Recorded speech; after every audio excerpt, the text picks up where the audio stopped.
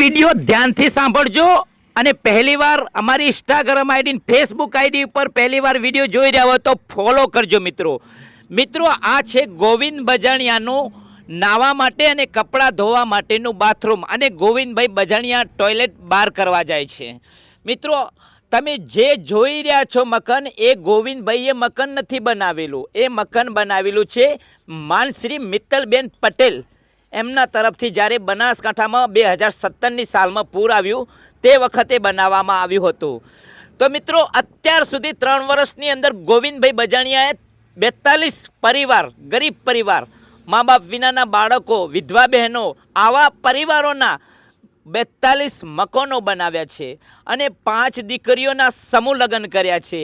એક દીકરીના પણ લગ્ન કરાવ્યા હતા અને ફરી 2 દીકરીઓના લગ્ન કરાવવા જઈ રહ્યા છે.